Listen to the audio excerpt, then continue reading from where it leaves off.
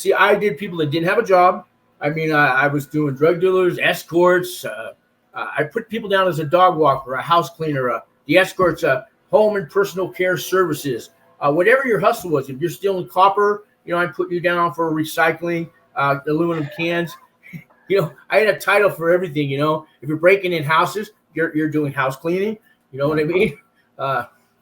If you're just sitting at a crack house babysitting, then the manager of the bank got in on a deal. He started referring me people, and so all the people at that Wells Fargo bank got fired. 5 or 6 of them.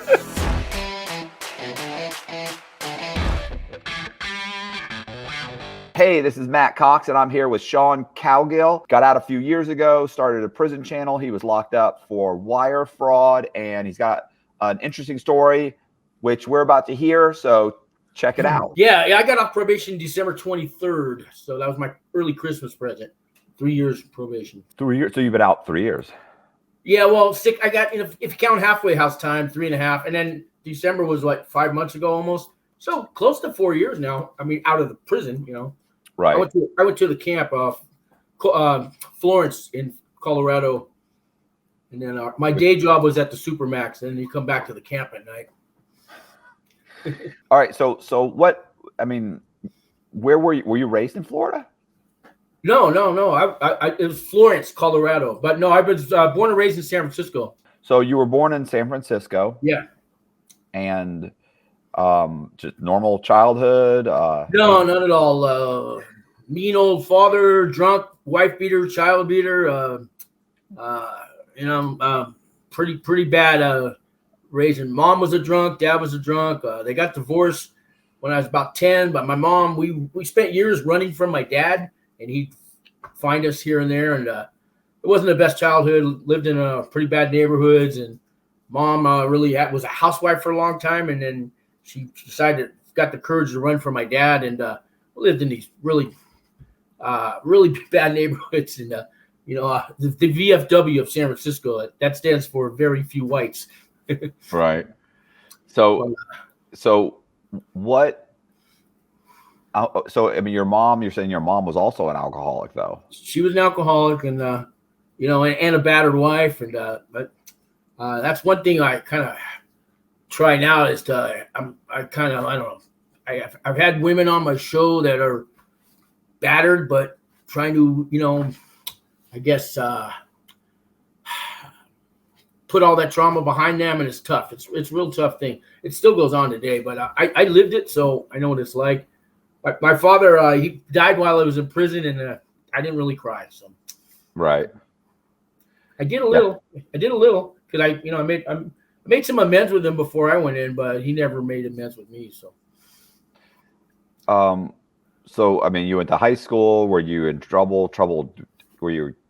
Yeah, kind of. Well, I didn't start getting in trouble till after I didn't start getting caught till after high school, but I started getting into drugs pretty early.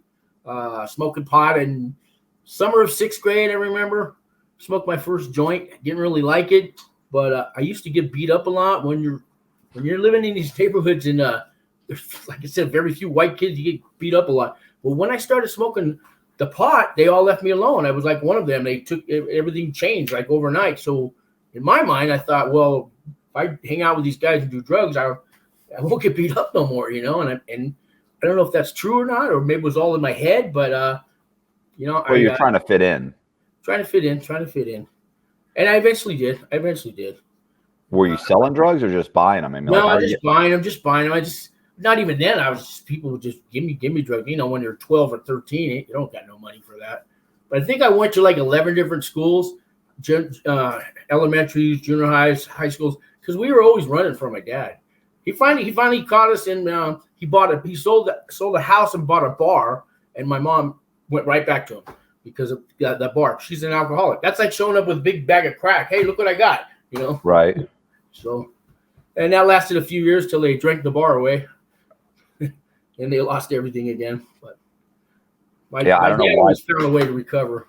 I don't know why people do that. I knew a guy that was a recovering alcoholic who bought a bar. Within 6 months, he's drinking again, and 6 months later, the bar's gone. It's like, why would you have put yourself in that situation to begin with? Yeah, why not back a crack house and a meth lab too? As long as So you go through high school. Did you ever get in trouble in high school? No trouble. Just Other got than more, just more drugs, little cocaine, LSD, a lot of LSD was my way of escaping. Going to Grateful Dead concerts at like 16 and, tripping on acid. I did that kind of stuff, but not like daily, but I finally finished high school. But I worked at a hotel. My first job out was a Marriott hotel, and I've kind of been in a restaurant and hotels for, I don't know, good 20 something years. But I started getting really bad into crack cocaine in like the late 80s, 90s. I mean, so bad that I ended up homeless a couple times, and being homeless is what got me to prison. That's another story. But I'd worked a couple years at different hotels, and I've worked my way up to like food and beverage manager, and I was a head chef. How do you go from smoking pot to smoking crack? Gateway drug, is it true? I went from smoking pot to LSD and magic mushrooms and mescaline and that kind of stuff. And then in high school, all the kids would bring these different pills from their older brothers. There was like stuff like yellow jackets and Christmas trees and reds and beans and cross tops and all these different pills we would pop. Black beauties, and they were kind of like uppers. And I remember I always liked those. And it was kind of like the poor man's cocaine. So one day I found out I found somebody who had cocaine, and a couple years later, somebody told me you could take that cocaine and you can cook it up, and it's called freebase, and that was really expensive. I only tried it a couple times, and crack came out on the market. And a friend of mine said, "Hey, you got to come down to this neighborhood. You just pull up any time of the night. I don't care if you got $5, $20. You don't got to call the guy first. You could set nothing up. You just drive in your car, walk over there. They'll sell you that freebase. It's already made up and everything. You just put it right in your pipe and you smoke it." I was like, wow, really? I was sold, because it was hard to get that stuff before crack came out. And then it took me a year or two before you end up homeless and losing everything. And, selling I see people literally selling their mother out on the streets to get another hit. It's pretty bad. Okay, so how long did that go on for you? Oh, probably 10 years. And I went in and out of drug rehabs and homeless 3 or 4 times. I didn't stay homeless long. I'd get a job at McDonald's or Jack in the Box, kind of work my way out. I'd be homeless maybe a month, and I'd either go to a shelter or a residential drug and alcohol program. I kind of use those as shelters. So my thing was to lose everything, get desperate so I could get strong again, to get everything back, so I could get high again and sabotage it all and go back, and just an endless cycle. Yeah. And that went on for 10 years. I mean, About that. So how old were you at that point? Oh, 30s. I haven't touched crack now in probably, almost 20 years. Well, there's a cure for crack cocaine. All the rehabs and stuff, it's called crystal meth. So that got me off the crack. So then 10 years of that. So now I haven't done anything like that in 10 years now. More than that. Yeah, 10 years. But you weren't selling it. Never sold it. I tried once, and I was my own best customer. So how does that lead into were you ever arrested for it? Yeah, about 11 times. I didn't know how many times I've been to jail, but when when I was getting indicted, they asked me how many times I've been to jail. I said, I don't know, 5 or 6. They said, well, it says here 11. We just wanted to check. For just little quarter grams, half grams, nothing more than $50 worth of it. Always a traffic stop, always in a car, going to get something for somebody else, and they're going to give me a little piece of it or something, or giving somebody a ride to get something. Whoop, getting pulled over. Because the neighborhoods I would go to, when a white guy's driving in a black neighborhood, they just swoop up on you. And I wasn't driving the best cars or anything else. And, and I lived in the neighborhood, but the cops didn't care. I got pulled over a lot. So, and usually I had something on me. So it wouldn't matter if I refused for them to search the car. And in those neighborhoods, they'll just bring the dogs on the car. And if the dog waves his lifts his left paw or wags his tail, they say, oh, there's a sign. And what are you going to do? Take it to court and screw word against the trained canine officer? Right. So, and they did find crack. Yeah. Or, oh, yeah. Yeah. Right. So it'd be different if they didn't find anything. Yeah, well, I wouldn't be going to court then. I wouldn't have to. All right. So what happened? So I mean, you're running out of money. You're losing jobs. You're getting jobs again. You're getting, periodically getting yourself back on your feet. Yeah, I've had really good jobs. Managers and like I said, head chefs, all that. But I worked my way up, and I don't things go good, and I want to celebrate. I don't know. It's been an endless cycle. I think I kind of broke that cycle because prison, I'm going to say, probably saved my life because I got off the crack and I got on the crystal meth, and with the stuff I was doing, which I haven't got into yet, I had plenty of money, and I was just always had a bag of crystal meth, and every single day I was using that stuff, and so bad that I went to the hospital once because my heart, and they kept me there, and they said, your blood pressure is like 240. And I said, excuse me? Yeah, they said, you what are you doing walking? And I had never been in a hospital in 5-10 years. So if I didn't stop, I was probably going to die. So I kind of thank the feds for that one. Yeah. All right. So what were you doing to support your habit toward that got you in trouble at some point? I mean, well, I've just always worked at restaurants and blown my whole paychecks on drugs. But, I buy some things and a car here and there. But what brought me to prison was doing taxes for all those drug addicts and homeless guys that are out on the streets. Yeah, I was kind of smart on computers and stuff. So, a lot of the crimes that you guys talk about on your show, I've done all that credit card stuff and check. I want to say dabbled in a few things. Mailbox fishing. You know what that is? Yeah. With the wrap paper and a fishing line. So how did you what was the first fraud that you were committing?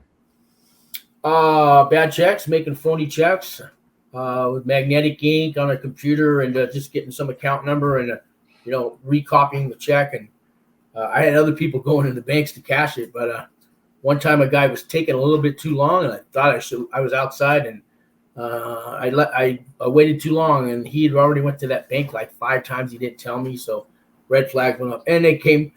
I don't know if he pointed to me or whatever, but they swooped on me, and they found checks that had Mickey Mouse and Donald Duck made out to them. Those were my practice checks, and that's all they needed. So I got 6 months on that one in jail. That's the only fraud I ever got caught for. I did a lot of credit card fraud and stuff.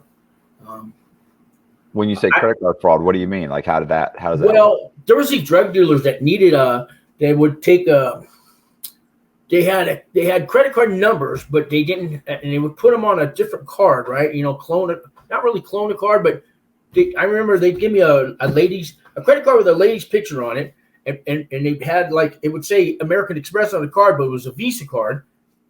These guys, they were thinking stuff through, and they thought a white guy could go into the malls and the stores and stuff and buy stuff with his card. Once that you just swipe and you put it back in your pocket. So they were using me for that, and they would give me crack, or they would give me some kind of drugs for it. They didn't give me much money at all, but they were supporting my drug habit, and I was kind of being used like a pawn. And that's kind of so. I started. The people that they were making those cards for was supposedly the Japanese mafia in San Francisco, if there's such a thing. But I started to get to know those guys, and one of the guys kind of taught me what he was doing, and then I learned that I could do what he's doing, and so I started making my own little credit cards, and I did a little bit, nothing big. I get enough to maybe make $300 or $400 in 1 week, just little stores trying to sell stuff, just enough to support my habit.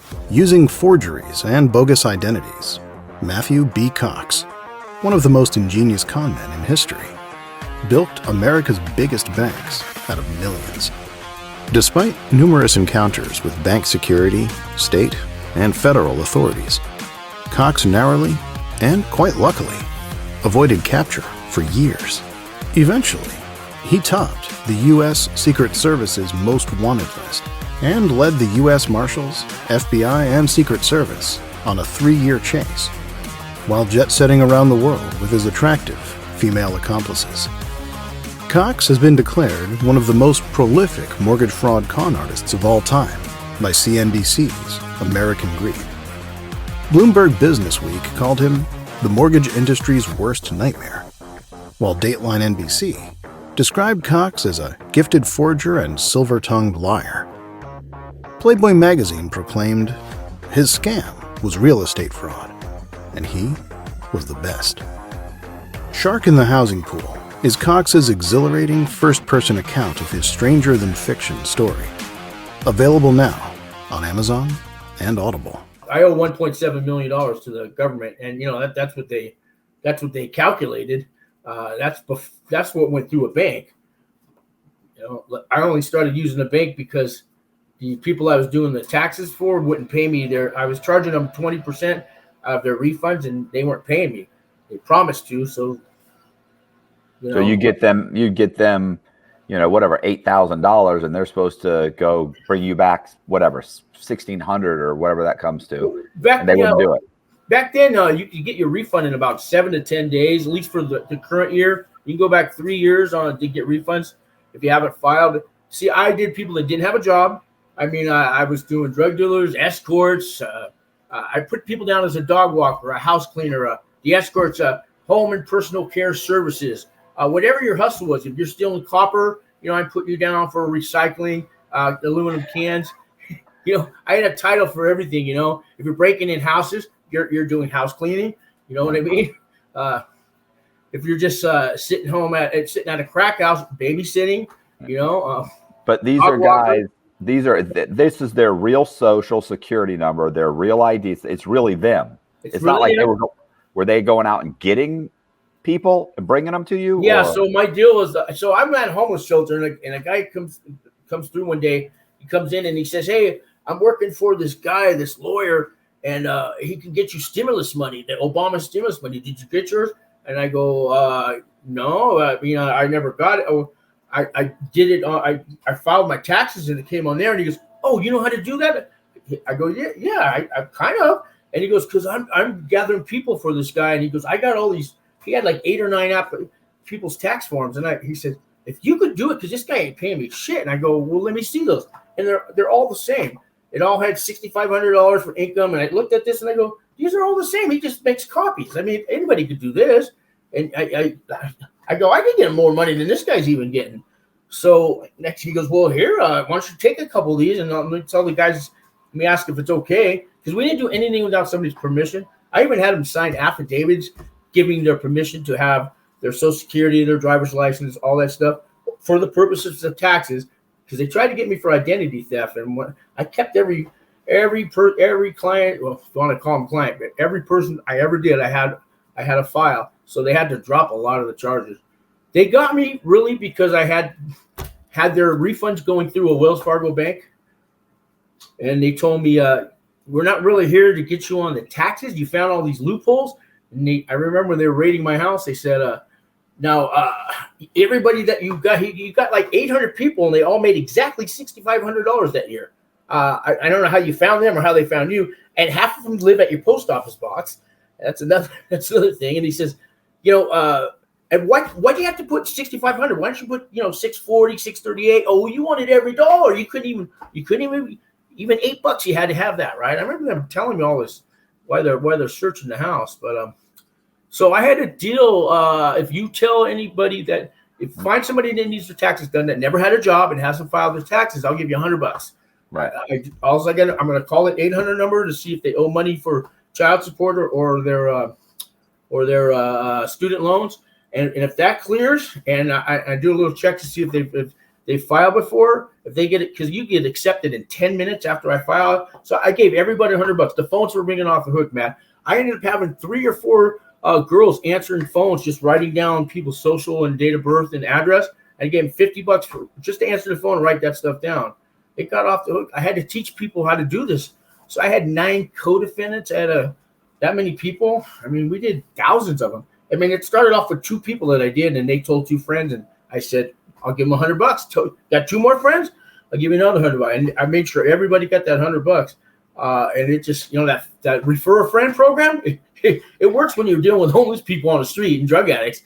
because I'm getting them $5,000-$6,000. They're going to get two or three grand like in 10 days. So man, they're calling me left and right. I got the whole neighborhoods of San Francisco, all the. They're getting this. They're getting this on a card, right? Yeah. Well, see, back then this was 2010, 2009. Most of them didn't even have ID, right? They didn't. There was green dot net spend cards back then, but people didn't even have addresses. The people I'm dealing with, right? Some did. A few might have had a bank account or a card. Most of them did not. So I would, at first, I would say, well, you better pay me when this comes, right? And me in the beginning, I did all 3 years for them. So then they wouldn't pay me for any of them. So I just do 1 year at a time. And you give me the money off the first year, and then I'll do the other two. And they still were burning me. So I opened up a business bank account. I went and got a paid tax preparer number. I got legit and business. I got a business license, and it wasn't hard to do. And I went to Wells Fargo because that one guy who I copied his little idea from, he was at this Wells Fargo, and they told me that, yeah, we won't have a problem with your other people's tax returns coming through here. As long if there's ever a problem, then we'll have to talk about that. And I got to know the guy, and he said, so you're taking 20%, and they get 80. Why don't you just let me do the work for you? So every week I would give this guy Jose and this guy Edward, here's the names. I got 27 people this week. He'd do the math for me. He'd cut in cashier's checks. And in return, I told them to open up a bank account with Wells Fargo. He had a second chance program. So they'd go down to Wells Fargo. I mean, there'd be, I don't know, sometimes 80 people all lined up at the bank. And they got mad at me because they go, we can't cash all these checks. These people want their checks cashed. We don't have that much money in the bank. So that got to be a problem. So then the manager of the bank got in on a deal. He started referring me people. And when I got indicted, they had to know something was wrong. No, here's the thing. I didn't know that so they told me you got to go through when they were raiding my house and stuff, and I got indicted. I said, if I don't have the money, I go to HR Block. I don't have the money for my refund. They'll take it out of my refund. Wells Fargo's doing that for me. They go, oh no. See, what you're doing is like laundering money. You got to go through a government bank. It's called Santa Barbara Tax Group. And I said, well, I'll do that. And the guys go, well, we're kind of raiding your house right now. A little too late. I didn't know about this place. I don't even know if they would have let me do it. They might only let the big companies do it. But so all the people at that Wells Fargo bank got fired, 5 or 6 of them. Well, plus I bought them laptops for Christmas. And I remember they go, we've got to do this in the parking lot. We got cameras. We're not allowed to take gifts. But at first, the two guys that were the business banker guys that were working with me, they got promoted to like assistant manager. One guy was manager, and the manager got promoted to a general manager. And because all those people I did opened up bank accounts. So, they're looking good. And that was they had that program where they were getting people to open up bank accounts because they were getting fees, and the more bank accounts you had, the more fees they could charge. And sure. Okay. Did you have any idea, like, how long did this go on? About a year before they raided the house. I told you I was in a homeless shelter. I started doing this, man. Within 2 weeks, I'm renting a motel with this other guy, Joel. When we each got our own room. And then the money started coming in before I knew it. I bought a car within 3 weeks. My little 20% was, I don't know. I give people about $8,000, so $1,500 a person. But I've done thousands. I don't want to say too much, but I'm off probation now. I think they've got me, but a lot of them I did before I opened up the bank account. But I even paid rent on a house a year in advance. The PG&E, that's the power company. I gave them a check for $5,000. I wanted to cover my ass, so in case anything happened, at least I got a place for a year. When they did raid my house, like 30 cars up and down the block and black SUVs, I think they were. It was the Treasury Department. You familiar with those guys? No, not at all. Mine was FBI, Secret Service. Oh, okay. Well, that's Treasury came to my house. They had been watching me and watching my internet and tapping my phone, all my little. I thought I was just paranoid from too much drugs, but no, there was a silver owl in the tree and the head used to spin. I thought, I know somebody's watching me. They told me, yeah, that was us too. All the little things that you were paranoid about, they were true. They were listening on my phone. They were watching me through the computer. They'd been watching me for about 3 months, and then I thought I was so legal that I kept all the money in the bank and they froze everything. Yeah, but okay, so, but you know what you're doing is illegal. Yeah, but I got the Wells Fargo bank. I'm walking in the bank, and they're telling me, "Oh, Mr. Cowgill, they're coming up to me here. What can we do?" They're kissing my ass, and I'm thinking, yeah, but they don't work for the IRS. I know. I didn't research everything. I had a business permit, paid. I even went and took a little test at the county for paid tax preparer for like next year, and I thought it was legal. I knew it was like too easy. These little loopholes I found, but these guys really didn't have jobs. But in my mind, well, they came up with money that year. I mean, it was selling drugs or escorting or whatever, robbing houses, stealing copper and Cadillac converters or whatever. But I mean, still, they didn't want to pay their taxes for that. I'm just helping the government. My head was. I thought it was Robin Hood, steal from the rich, which is the government, and give to the poor, which is the drug addicts, right? That's all. So when they come in, they raid you. Did they arrest you? No. I got a call from. I told you I had 9 other people. One guy called me and they said, "Hey, they're here raiding my house, and I think they're going to hit you next. They've already went to Mike's and Joe's and David's and Sarah's. I was the last house. They did 9 houses in one day. They had different parties doing this. They didn't get to my house till about 3:00 in the afternoon. So I already knew they were coming. And here I still held my ground. I thought, they got nothing on me. I even had a sign, IRS, start right here. Here's the pile. Here's all my files. Number 2, start here. This is what you guys are going to need here for evidence. And still, I thought it was I was kind of turned into a pompous little asshole. I thought they had nothing on me. So I was wrong. I'm saying, did they arrest you? No, they raided you. They let you go. They made me stay in the garage. They said, we're going to be in your house for a while. We need your keys. They had me turn over the keys. They said, you can go. You're not taking your car. And we need your wallet and your phone, but you can go. And maybe 8 hours will be done. Or you can stay here. So I stayed there, and they kept me in my garage. And they just kept coming out with evidence. There's two agents would watch me, and they come out with evidence from the office. And, what's this? What's this, Mr. Cowboy? What's this here? What's this here? And they just kept coming out like, I don't know, playing with my mind. Maybe I should have walked. But they even told me, we're not here to arrest you. We're just here to seize evidence. Did they take your car? They wanted to, but I bought it before I started doing this crime because they found the pink slip and he owned this for 3 years already. So I bought it before. It's a $500 car.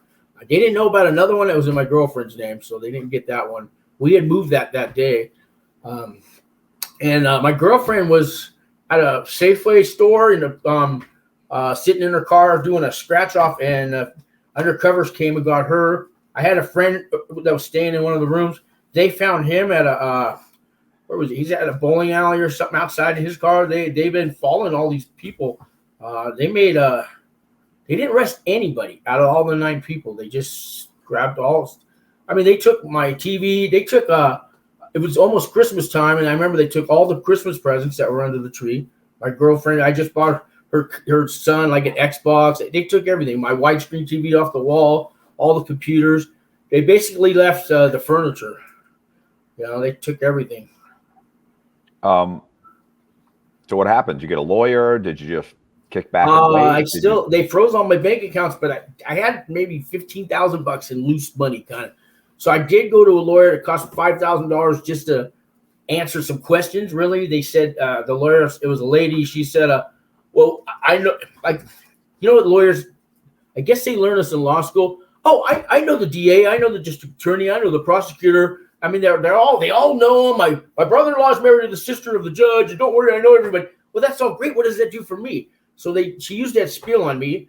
Oh, I know everybody. Well, of course they do. They all drink in a bar together and all that. But I gave her $5,000, and basically all she did was call up the Treasury and tell them, "Hey, I'm representing Mr. Cowgill, and if you need to talk to him, you're going to go through me now." And she said, "They're going to probably indict you. It could be a year, could be 6 months," and that's really all she did. And by the time it was a year. By the time the year came by, she called me. She wouldn't answer my calls the whole time. I could call her like maybe every 3 months. She said I could call her 2 months to check in and see if anything happened. she'd always say, no news is good news. So the day I get indicted, she calls me, says, you got to show up at court. They're going to sign you out on a bond, and I'm not going to represent you anymore unless you have $75,000. I had nothing. And that year I paid for the house. I remember I said I paid a year ahead on the rent. That year went by, and then I had paid another rent right before they came. So I had 2 years paid in advance on the house. Otherwise, shit, I would have been out homeless, which I ended up being homeless after I got indicted because the landlord evicted me as soon as that little deal was up, and he knew about the raid on the house and everything. They got rid of me as soon as they sent me an eviction notice, and I tried to sell some of the furniture I had in there. And I had all these friends when I had the money and the drugs. They're gone. Next thing you know, man, I'm sitting in I go get indicted, and they told me I got a court in 2 weeks. I'm sitting in the park, homeless again. I just got a little backpack with some pictures of my family members that aren't even alive anymore, some clothes, some underwear, nothing, man. I got a cell phone that's got like 5% power left on it. I remember, and because I got a text about I had to be to court in the morning, and they said there was an emergency pre-trial, wanted to see me in court. Anyways, I didn't go. I had no money to get there, and if I did, at that point I just wasn't going to go. I was going to go on the run with what? I don't know. So I had warrants out for me now, and I hadn't even started really the indictment process. But I ended up turning myself in a couple weeks later, and they let me get out of jail and do a drug program, right? 6-week program, and then I had to stay in sober living houses the whole time until I got sentenced, which was 4 years. Until 4 years before you got sentenced? Yeah. And before that, it was a year before when they raided my house. So that's 5 years, your life on hold. But, I needed I slipped one time on the drugs, and they made me do another program, a 90-day program. And but then after that, I haven't done it. I've been good. I've been a good boy as far as that goes. So what happened? Like, ultimately you get like a letter, or they called you, or they just come pick you up? When I was out on bond. You said it took 4 years before you got sentenced? 4 years on pretrial. Right. 5 years if you count when you first before you get indicted. And I mean, pretrial had me pissing in a cup 3-4 times a week sometimes. I pissed in that cup for so that was back in 2011. I got raided in 2011. 2012 I started pretrial. It's 2023 now. It's damn near 12 years, and I only did really 3 years in the prison. So for 12 years they've owned me though, Right. Well, I'm saying, like, when they send you a letter or something saying, hey, can you you knew, hey, I got to show up at this time. I'm going to plead guilty. Oh, as far as that goes, what did the lawyer say? Like, what happened? They kept putting it off because they wanted to make sure I went last. So I had 9 co-defendants. By the way, 5 went to prison. The other 4, you figure it out. They made their deals. One was my fiance at the time, and she wore a wire. She called me like, I don't know, a couple of days after she wore a wire on me, after I had already took the responsibility, where you sit at the table and you basically tell on yourself. Did you do that? Yeah. To get the 2 points off. So I told her, hey, they've already got everything on me. I told her I was kind of mad, but I wasn't mad. I said, you do what you got to do, and they've got everything on me. If you didn't meet me, you wouldn't be looking at prison time right now. Right. That's how I felt about it. Friends of mine said, well, she was on drugs too. She was going to go to prison. I don't know if she was going to go to prison. So I can't say that, but I felt it was my kind of fault that I brought her along with this. I got her started doing her own tax business. It was called She File. Her and her girlfriend, and they started their own business, and she kept doing the business after she got indicted. She didn't care. She ended up getting 29 months. Right. And that's after whatever deals she made. I think whatever evidence, when she wore the wire and stuff, they already had everything on me. I don't know what else they were looking for.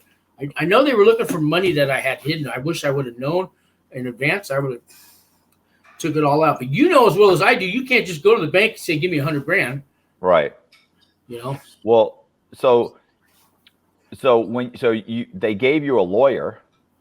A court-appointed one. Now, I went through 4 of those because there was always a conflict of interest with the 9 co-defendants. Right. One knows this guy and this guy's that, and one, and there was the public defender's office. I started with them, and then they gave me a court-appointed lawyer, and then they apparently one of my co-defendants got assigned to that lawyer as well, but it was it wasn't on the same ticket. There was 3 of us on one ticket, and then the other remaining 6 had their own little court tickets. Ticket's not the right word, but case number and stuff. Right. And then they separate all 3 of us, and then we went on our own. It was going to be some joint thing, but they decided I had a leadership role, which they dropped at the very end, and they just charged me with wire fraud. I don't know why they dropped the leadership role, but I'm glad they did. It probably was looking at more time. But so I knew when I was going to get sentenced. Right. That's where RDAP Dan came in, and Walt Pablo. Do you know him, Walt Pablo? Yeah. Yeah, you do, because he's been on your show. Of course you do. So those guys helped me out. I had no money to pay them, and they helped me out. Walt put $100 on my books every single month. Never missed a month. Nice. Yeah, but he really helped me. He wrote me letters. He'd take my phone calls from prison. We still talk. And those guys inspired me to start this channel and to help other people. Because I for years I just took phone calls and I helped write letters to the courts and stuff for guys. And I wasn't charging money or anything. I just wanted to, pay it all forward. So how much time did you end up getting? 52-month sentence. I got it reduced. I was category category 4. On the 1 through 6 criminal history. Yeah. So I was category 4 because I'd been arrested 11 times for just little like I said $20 worth of drugs, but that gave me a category 4.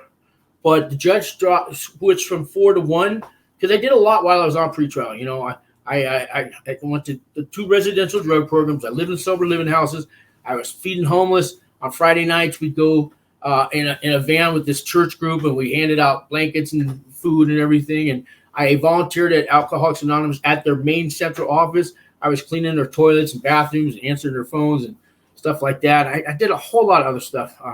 I was cooking for a residential drug program for free for room and board. They gave me a little bed to stay in, but I worked like 40 hours a week with no paycheck. So I did a whole lot of stuff to impress the judge that I was trying to change my ways. And she said that's what she told me. And she went from category 4 to category 1, and I went from 96 months to 52. So it was the low end. It was 51 to 70 when you got to category 1. On my points were 24 on the the numbers. So I still didn't know if I was going to a camp. When I got my paperwork, I got sentenced. They told me I have 60 days to turn myself into self-surrender, and RDAP Dan and Walt Pablo helped me get the RDAP out of the way, on my PSR. So I knew I was going to do RDAP, but I didn't know where it was going. My paperwork said FCI Florence, and I found out now that all the camps are connected to a bigger prison that's kind of the headquarters. And that's like the hotel that you check into, and then they'll escort you over to the camp.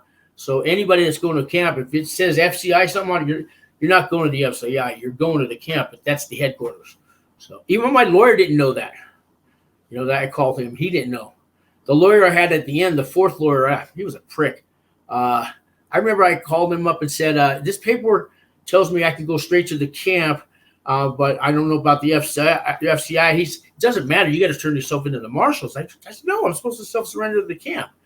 And I think RDAP Dan called up my lawyer, and he got pissed. He called me back, and he says, who's this guy telling me my business, right? You call me one more time if anything back. He said, you're going to turn yourself into the marshals, and you're going to goddamn FCI and leave me alone. Everything he said was wrong. That's lawyers for you. Yeah. Well, yeah, you get pricks in every profession, but a lot of lawyers can definitely be assholes. So, all right, so you went to the camp, and what happened? You got there the first day. Yeah, that was surreal, man. You can prepare all you want for 4 years. Were you locked up during your pretrial, or were you out? You were probably locked up, right? I was locked up. Yeah, of course. It's different on the outside. You know, got 4 different lawyers. They're telling you probation 1 week, then they're telling you 12 years the next week, and you know, a year goes by, 2 years goes, 3 years goes by. Nobody's believing that you're going to prison anymore. Oh, you're on probation, man. No, I'm on pretrial. Yeah, whatever, pretrial probation. They don't know, and they think since you've been going to court for 3 years, why would they lock you up now? You've been doing good. You don't get it, guys. One day I'm going to prison, and nobody believed me. I called people up from the prison. Are you happy now? I'm in prison. You were wrong. But, you know, it got to be like that. But that first day, I remember I had a friend in Colorado Springs. He lived nearby. And I stayed with him a couple nights. I took a Greyhound bus up there. And he drove me to prison in the morning. Got there about 8:30, 9 in the morning. I was supposed to turn myself in at noon. But I was told if you get there a little early, they'll process you in and out.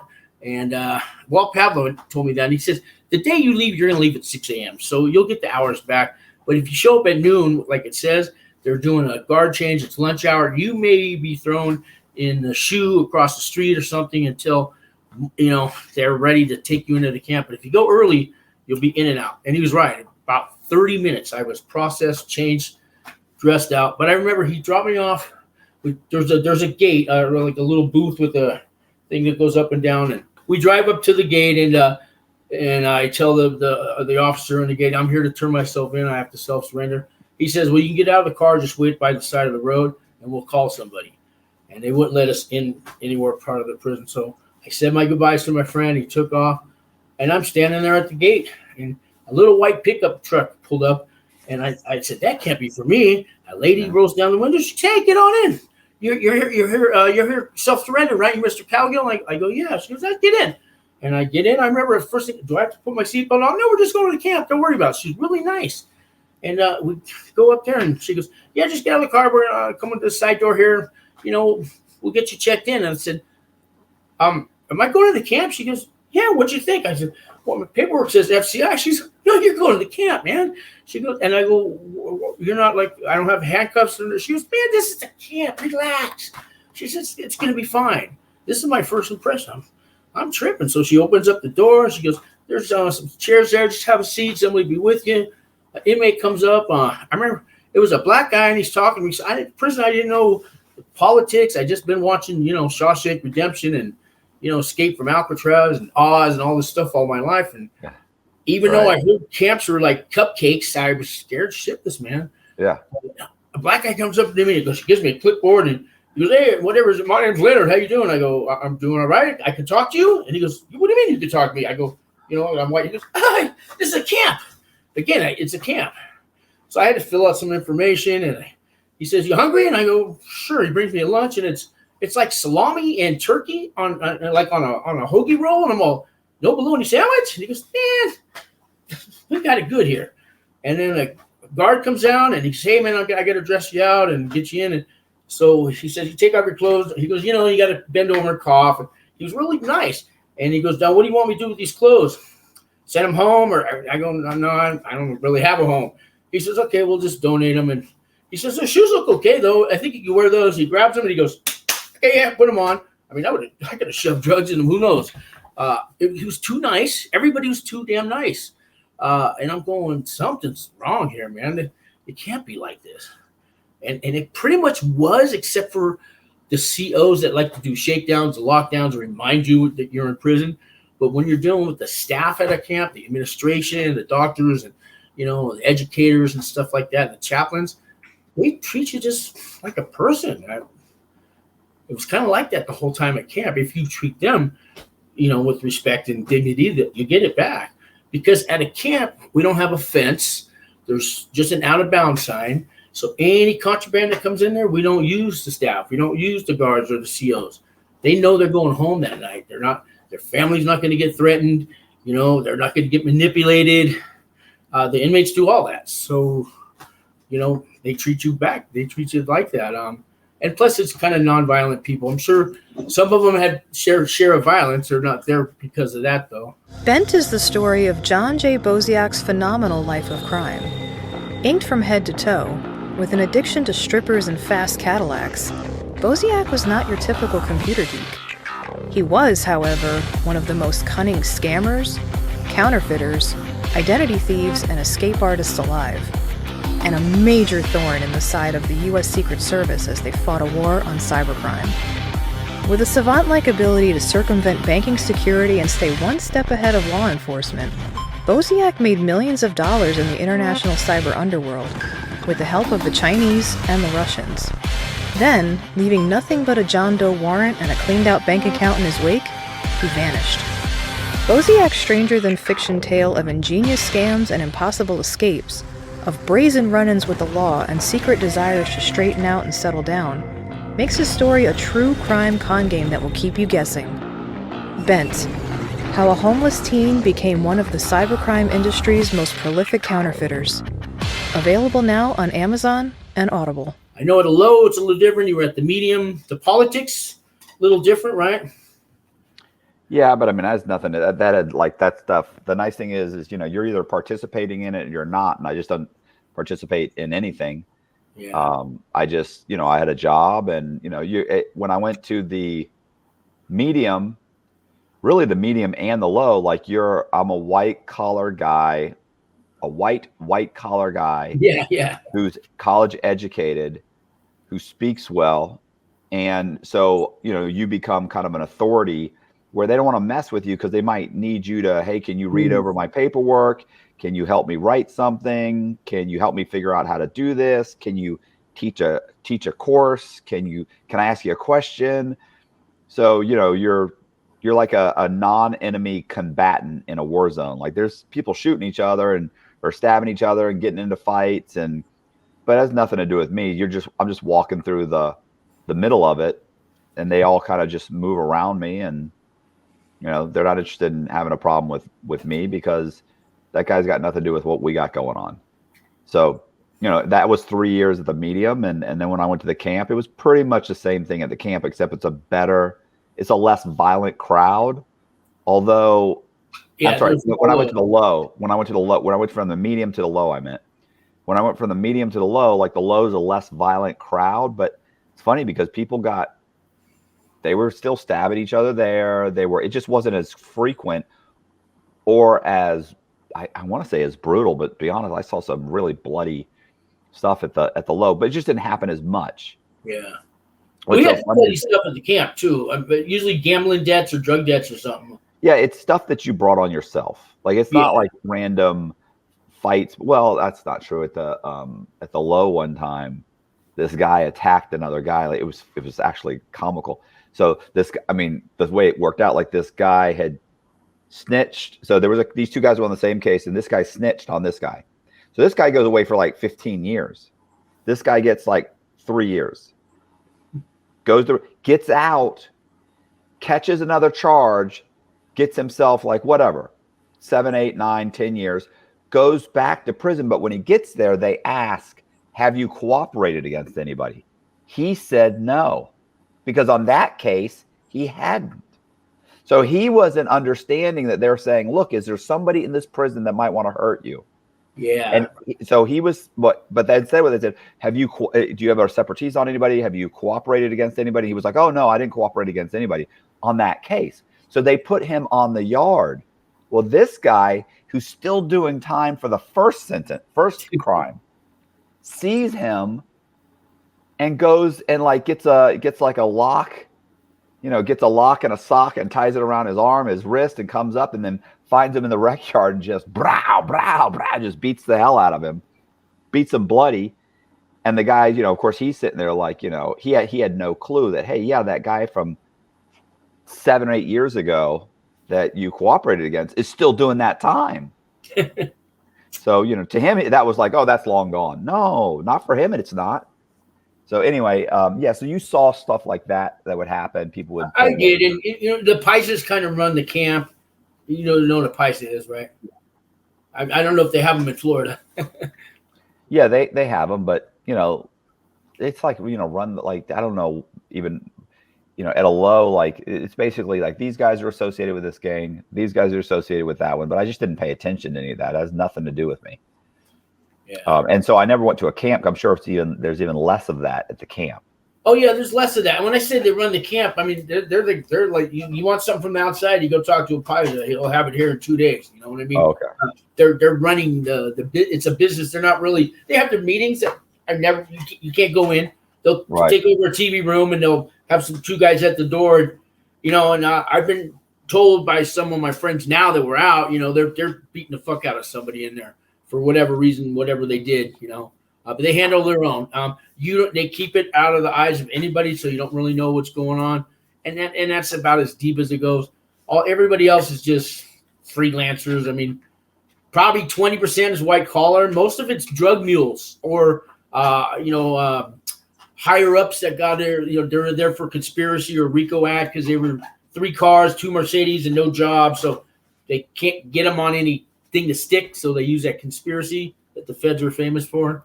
You know, so you did like what, 3 years? Yeah, it was 52 months. Actually, I did the RDAP. That took a year off, and then they give you 6 months halfway house. And the first act was just starting then, so I didn't get any credit for that. Plus, you had good time. I got my good time. I did 26 months at the camp, and then 6 months halfway house, and then you start your probation. A lot of people don't know when you're in the halfway house, you're still an inmate. You're just there. Yeah. That's why that's why I always say 13 years, because I was in the halfway house for 7 months. And to be honest with you, I'd have rather been in prison. I know a lot of people feel that way.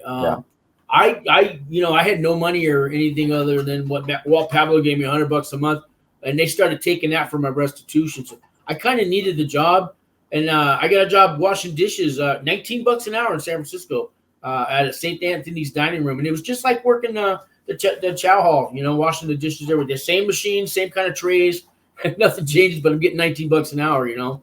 Yeah, I mean, it's the same way. Like, I'm glad I went to the halfway house. Like, I would have rather stayed in prison, but I'm glad I went because I needed to get a job and save some money. Yeah.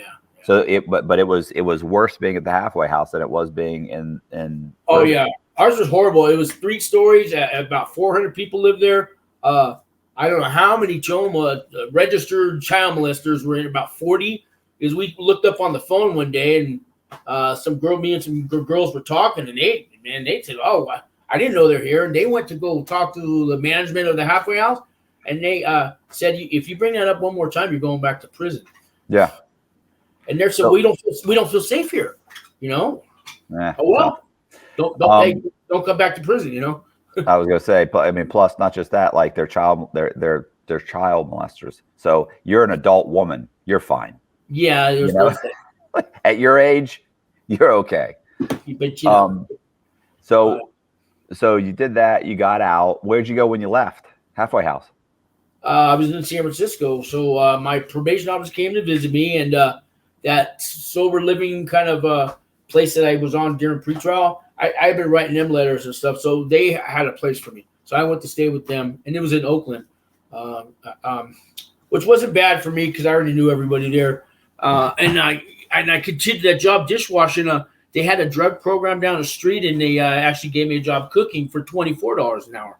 Then the pandemic hit, and they closed that place down, and for about a year and a half, I was just collecting $600 a month unemployment, like a lot of people were doing. And, I was kind of happy to see the whole world on lockdown because I had been on lockdown, and now it's your turn, man. So, all right. Well, what happened then? I mean, you now what are you doing? Like, you started a YouTube channel. Yeah, I started that at the Sober Living House, and so I just wanted to do a couple videos about my first day in prison, and then I started getting comments, and I put my phone number up there. Anybody needed help, and it's just been going ever since. I just been doing one after another, and one day I get a call from a lady here in New Mexico, and so a friend of mine was doing community service there that I did time with. Apparently, in New Mexico, the feds make everybody do at least 100 hours of community service when you get out of prison, regardless if it's state prison or federal prison. But I didn't have to do that, but they do it here at their halfway house. So he told this lady to watch my show, and she started watching, and I get a call from her one day, and she said, "I've been watching the show, and Tom says he knows you. You guys did time together." And she says, "Would you like to come on my Facebook thing?" She does a Facebook show and talk about what your experiences. I did that. Then I had her on my show. A couple months go by, I'm talking to her back and forth, and she offers me a job in New Mexico. I said, well, I'm still on probation. She said, but I think you could make a difference out here. She said, I know probation here. I'll call your probation. She worked it all out, and probation gave me a transfer. And when they actually helped pay for I'm in an apartment now. I pay $800 a month. Where I was living, I was paid $950 a month to share a room with 3 other guys in a house, in Oakland. One refrigerator. We had 8 guys in a 2-bedroom place. It's so expensive out there in the Bay Area. You're never going to get ahead unless you're, working in the tech industry or something. And I do have a college education, man. I forgot to mention that. All those jobs I was going to college part-time. So I got an AA degree in advertising and marketing and then I got another one in broadcasting. And I went to Columbia School of Broadcasting, but none of that I never pursued it. So this YouTube channel is probably the closest thing I got. Maybe I don't know. I've been listening to talk radio since I was about 12 years old. All the right-wing stuff, even some of the left-wing and Art Bell and all that, and always wanted to be a talk show host. And I guess it took going to prison I guess I'm kind of like that. I don't know. So that's where I don't know where I'm going with that, but I'm lost. Now I'm stuck. So the YouTube channel, help me out here. You started the YouTube channel. You thought, hey, it might be a good fit for you, and you've been putting up videos. Yeah. And, I've interviewed people before they go into prison. Now, probably 10 guys have come out of prison that I interviewed, and I'm making friends. I know people call me and they just said, yeah, I've been watching your videos and I got to thank you. I get 2 or 3 a day, Matt, sometimes 5, nothing more than 5, nothing more than I can't handle, but they're every day. I mean, I know this phone's been ringing here and I see there's a text that says something about watching YouTube video, and I get them all the time, Matt, and they just say that they can get through this pretrial now, or people that got out of prison. They said, my wife always wanted to know what it's like in prison. We watch your channel, and I just get them all, and it gives me a purpose in life. Now I feel like I helped somebody else out. I made a difference in somebody else's life. So I'm 59 years old, Matt. I used to think I'm all washed up. Been to prison, jail 11 times, right? Eviction, car repossessed, all this bad credit. I mean, who would want, what good am I to the world? Well, I think I'm finding that out now when I get these calls every day. If I have a bad day or a bad week, man, I just talk to these people and it just makes a difference, man. Right. It really does. And, I've been writing character reference letters for them and helping them get into programs. Anything I can do, kind of the stuff RDAP Dan does, and been doing that for a couple of years. And RDAP Dan told me, you just start charging for this stuff. And I said, man, I'm not going to charge what you guys charge, but I've been hearing it. So I started doing that 4 months ago. I've had 9 clients now, so I'm helping guys out at a fraction of the cost. But it's a lot of work. But so I switched from full-time to part-time at Wings for Life. The CEO and founder has been asked to step aside. Of what? From her organization that she founded. Since now she's a 501c, is that correct? So she used to be a ministry. She switched to the 501c to get government money and stuff. So what we're hearing, I had to go in front of the board 2 weeks ago, and everybody kind of told their story, because I actually quit about a month ago because she was yelling and screaming at me and belittling me, and it had been going on every day. And there was at least 14 people that felt the same way. Everybody kind of quit on her, and she's become like a Hitler. It's her way or the highway. And then we found out she tells everyone she's poor. So now we're finding out she owns hotels, apartments. There's $3 million missing that the government gave. The organization you work for? Yeah. So the board has asked her to step aside. If she doesn't, they're going to bring up criminal charges. So now I'm going back. So I haven't been with them for probably a month and a half now. It's a long story. That day, I had it up to here with her, and she yelled and screamed at me for not putting a comma after the word Albuquerque. I mean, yelled and screamed at me in front of everybody, like I burned down her house. And I'm not the first person she's done it to. And, she was making us work weekends and doing these events and charity things. for free, and if we didn't show up, then we were going to get fired. So it got pretty bad. So, and when 14 other people showed up at this board meeting, I said, "Wow, I didn't know they were all feeling the same way." So there's a big changes. A friend of mine who I did time with, I got him a job there. He's going to be the new director, and he's from Florence. So I'm happy for him. He's a real smart guy. He's been to MIT and all that, but he made his mistakes that got him into prison. But now he's, so we're going to reboot this Wings for Life and give it a new brand. And now we finally get to use our ideas. This lady wouldn't take anybody else's ideas. So anyways, I hope she doesn't watch this, because anyway, I don't want her to retaliate. I got a whole neighborhood, the Tenderloin of San Francisco and most of East Oakland, all right. Money back. So I think we probably did 2,000 tax returns for people, and each one of those was going back 3 years. So that's 2,000 homeless drug addicts that had money that year. They were living luck. Most of them spent it all in 3 days. I mean, you're doing God's work. You're just helping poor people. Yeah, I help most of them. I mean, drug dealers are bringing their customers to me because they know they're going to spend the money back with them. Yeah, it's just about people helping people. Yeah, I mean, some of them actually used that money to come up. They bought a car, got in, first and last month's rent on a place. Some of them did. They used the money wisely, but most of them, they just blew it, had a good time.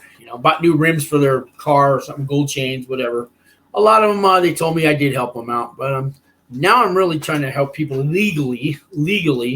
I mean, they've broken the law and they're going to prison, but the legal end. All right, I feel like we're at the end of our rope here. Hey, if you like the video, do me a favor and hit the subscribe button, hit the bell so you get notified of videos like this. Leave me a message in the comment section and I will return them. If you want to email me, my email address is in the description box. Colby will leave the link to Sean's YouTube channel in the description box. Thank you very much. I appreciate you guys watching. Buried by the U.S. government and ignored by the national media, this is the story they don't want you to know. When Frank Amadeo met with President George W. Bush at the White House to discuss NATO operations in Afghanistan, no one knew that he'd already embezzled nearly $200 million from the federal government. Money he intended to use to bankroll his plan to take over the world. From Amadeo's global headquarters in the shadow of Florida's Disney World, with a nearly inexhaustible supply of the Internal Revenue Service's funds, Amadeo acquired multiple businesses, amassing a mega conglomerate.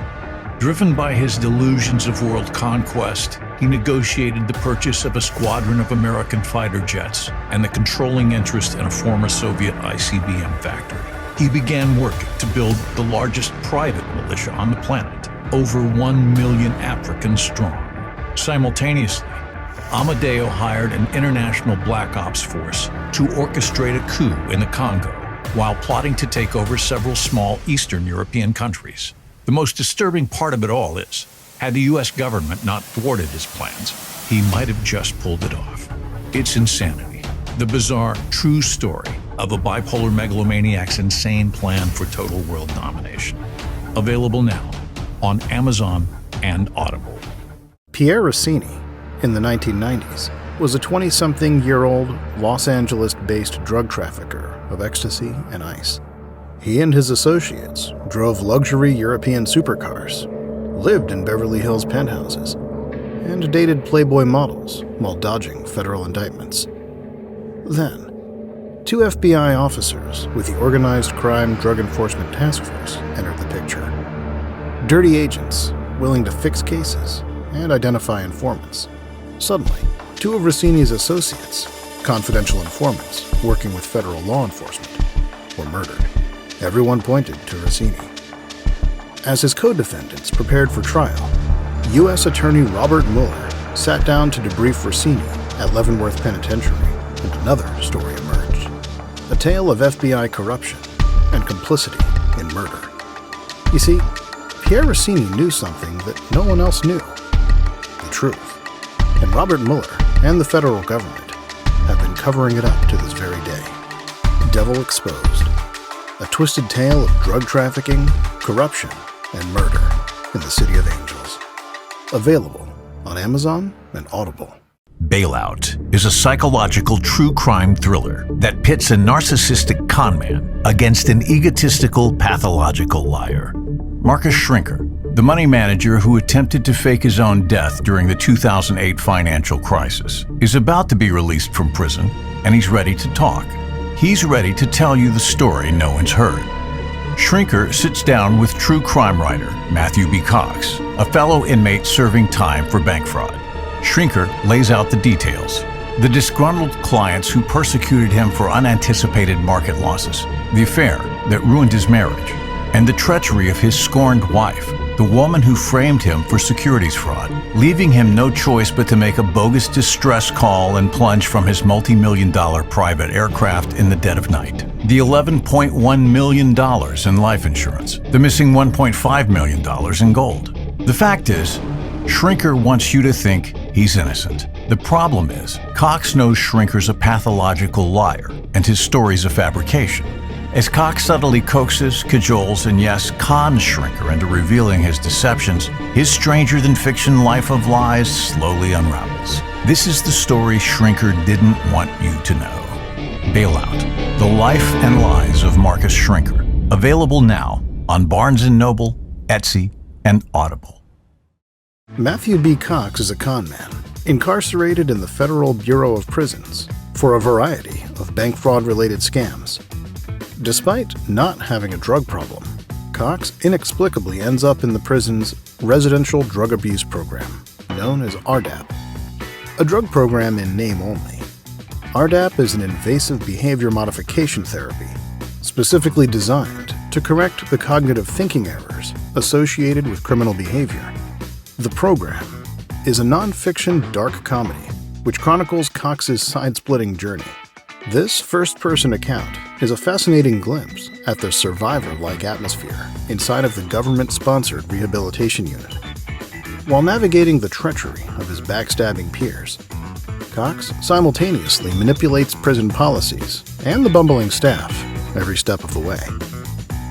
The program: How a Conman Survived the Federal Bureau of Prisons' Cult of RDAP. Available now on Amazon and Audible. If you saw anything you like, links to all the books are in the description box.